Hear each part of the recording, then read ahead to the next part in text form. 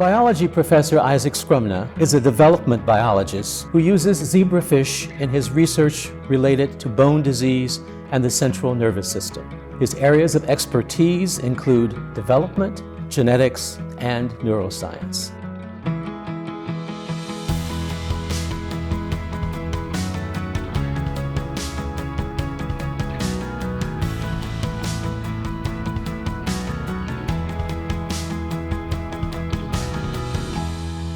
Isaac, thanks so much for sitting down with me today. Thank you, my pleasure. So, in a nutshell, what is development biology? Development biology is the biology of time, is the biology of change.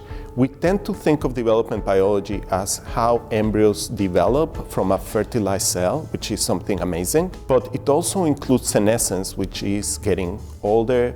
It also includes stem cell research, which is very popular nowadays. And if we think of cancer are differentiated cells that are trying to become embryonic again. So that includes development biology. One area of your research focuses on bone disease. What are you trying to learn there? This project on bone disease came from the collaboration with a chemist.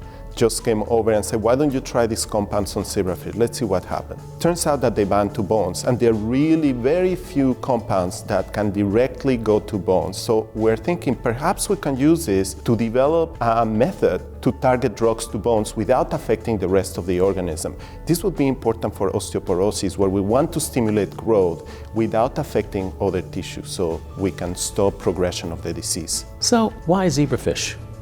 Why are they important in your research? Zebrafish are a fantastic animal system to study development biology because the embryos are transparent. So we can really look inside, see what's happening to all the cells and all the systems as they form. In addition, we have fantastic genetic and molecular biology tools, genomics, and we're also starting to do gene editing in zebrafish. So lots of potential there. How do you engage your students in the research that you do?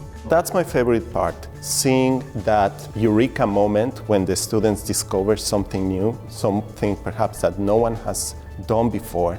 That's really incredible. In the beginning, I take them by the hand, and then as they grow up as scientists, they can start becoming producers of knowledge. The caliber of students here is fantastic. When I was interviewing for the position, many of the students I was interacting with had to excuse themselves to go and check on their experiments. That type of motivation I rarely see in undergraduate education. So having the opportunity to work with talented people like the students we have here, it's really great.